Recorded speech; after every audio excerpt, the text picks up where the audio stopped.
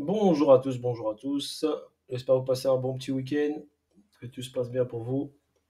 Je vais revenir sur le BTC. Donc, comme je vous l'ai dit sur la partie ici, d'accord, on a eu ici donc cette distribution qui a emmené le prix vers le bas, donc sur une zone clé ici, d'accord. Je voyais bien sûr le prix ici revenir dans cette zone ici et ensuite continuer à descendre un peu plus bas, mais c'est pas le cas. Car le mouvement de retracement par rapport à cette baisse ici est remonté un peu trop haut. D'accord. Donc, je me suis dit ici, donc c'est un peu trop haut. Normalement, on devait s'arrêter dans cette zone-là, pas plus, on va dire. Le prix a fait un excès. J'ai également checké la bougie weekly, bien sûr, qui est assez importante. On la voit bien ici. Donc, la correction ici, c'est terminé sur les 38 500. Ok, c'est terminé ici. Donc on a respiré à ce niveau-là pour aller chercher un peu plus haut. Donc l'objectif, bien sûr, on a pris ici avec cette mèche ici, ligne du semaine des l'incitation, donc ce mouvement incitation ici, au 48-200, c'était la zone clé. Nous avons eu bien sûr ici à ce niveau-là une réaction baissière, donc un retracement, d'une chute quand même de 10 000 $. Donc une chute de 10 000 $, ça paraît pas beaucoup ici en weekly, mais ça reste quand même une correction de 10 000 $.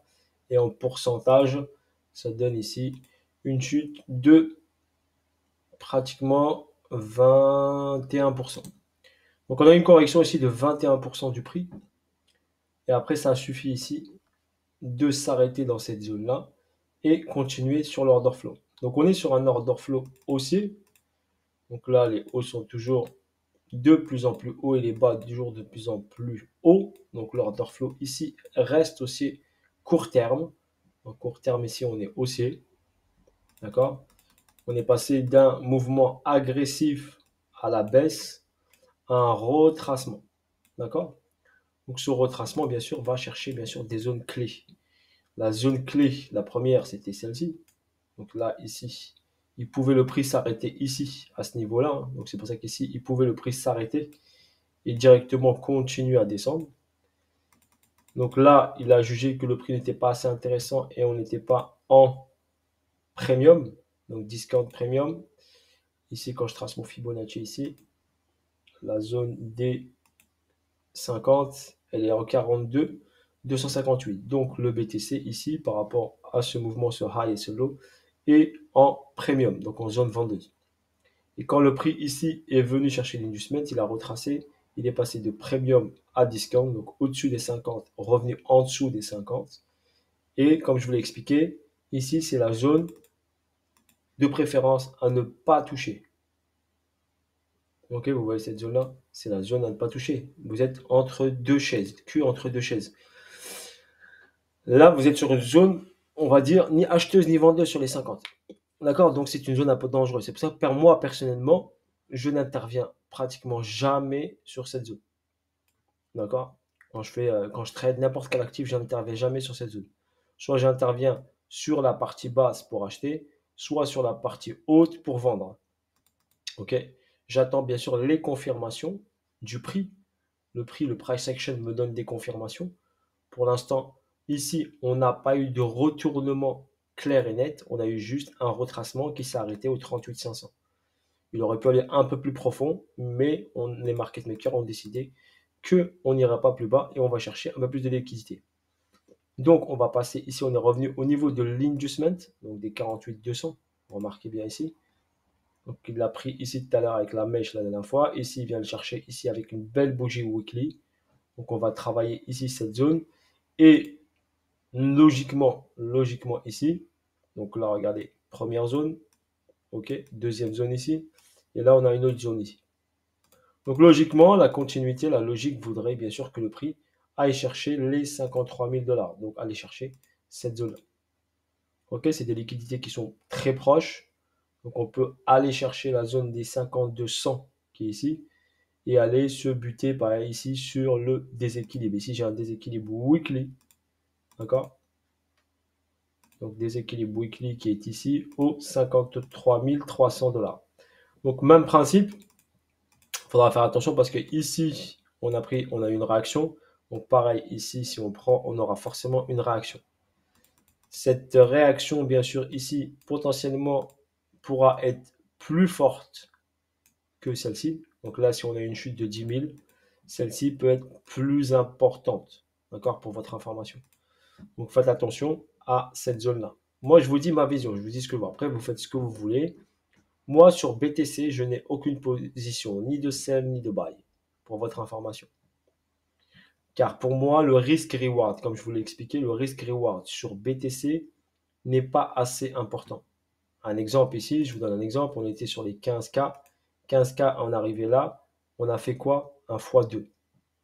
D'accord? x2, x3. De 15 à 45, x3. Pour moi, cette performance vous bloque de l'argent, par exemple, de novembre 2022 jusqu'à février 2024. Imaginez, vous avez de l'argent qui est bloqué pendant 1 an et demi pour aller chercher un x3. Pour moi, moi, par rapport à mon expérience, moi, ça ne m'intéresse pas.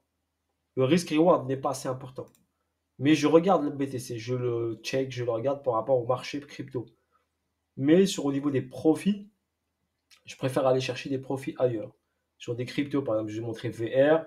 VR, elle a fait un x10. J'ai pris un x10 sur VR. Blocktopia, prochainement, pareil, elle fera une performance. Avax, pareil, je vous l'ai montré. Il y a des x5, x10, beaucoup plus faciles à faire, avec une durée plus courte, sans bloquer de l'argent pendant longtemps. Parce que là, si je rentre en position sur BTC, je rentre à 15K, je suis obligé de bloquer l'argent pendant longtemps, holder pour faire quoi? Un x3 qui, au niveau risk-reward, n'est pas assez intéressant. Après, chacun est libre de ses choix et de ses engagements. Je vous dis, moi, mon impression par rapport à moi, ce que je vois. Donc, bien sûr, si je voudrais acheter, par exemple, du BTC, bah, j'attendrai, bien sûr, qu'il passe sous les 15 000. Je sais que les gens vont me dire, oui, le bottom est fait, oui. Ça, c'est votre vision. La mienne, pour moi, le bottom ici, pour moi, n'est pas fait. D'accord? Pour moi, ici, ce n'est pas le plus bas. Ça, c'est mon point de vue à moi. Vous n'êtes pas obligé d'être d'accord. D'accord? Donc, chaque personne a sa vision, a son mindset, a son investissement et son engagement. Pour ma part, les 15 500 n'est pas le bottom du BTC. D'accord? Pour moi. Après, chacun est libre de son choix. Moi, ce qui m'intéresserait, c'est un BTC qui descende à 12K minimum. Ok? À 12K, parce que les gens m'ont demandé, m'ont mis des messages. Donc à 12K minimum, voire en dessous de 12K. Ok? D'accord? Vous n'êtes pas obligé de me suivre, de me croire, tout ça. Moi, je vous donne juste mon point de vue. Ma chaîne est faite juste à titre informatif. Voilà. Et personnellement, si je veux acheter du BTC, je l'achèterai en spot ou en trading si le niveau est très intéressant. Sur la zone en dessous pour moi des 12K. S'il part, il part, je le laisse partir. J'irai chercher des setups ailleurs. N'oubliez pas, des opportunités, il y en a partout. Vous avez pratiquement, je ne sais pas, 6000 cryptos, plus les marchés traditionnels. Donc des opportunités, il y en a partout, avec des performances beaucoup plus intéressantes que le BTC. Mais le BTC, il faut le checker, le regarder, car il va donner une dynamique dans le marché crypto. D'accord? Et quand il commence à arriver sur une phase de latéralisation et perd de la dominance, bah, la dominance va aller vers l'ETH et vers les altcoins qui vont donner une vitesse. Quand lui, il latéralise, les altcoins, ils accélèrent. Quand le BTC fait une petite correction, mais pas trop importante, les altcoins peuvent accélérer. Ça ne veut pas dire qu'ils chutent. Il faut vraiment avoir une chute violente pour que tout le marché descende. Pour l'instant, l'order flow, comme je vous l'ai dit, il reste haussier. D'accord? Juste personnellement, ici, techniquement, logiquement, quand on vient prendre cette liquidité, nous devons faire une marche arrière. Donc, je ferai très attention à ce niveau-là. Donc, pour l'instant, on a validé, comme je vous l'ai dit, en H4, une distribution qui a permis de faire une respiration. Donc, cette distribution a permis de faire ce retracement de 10 000 $.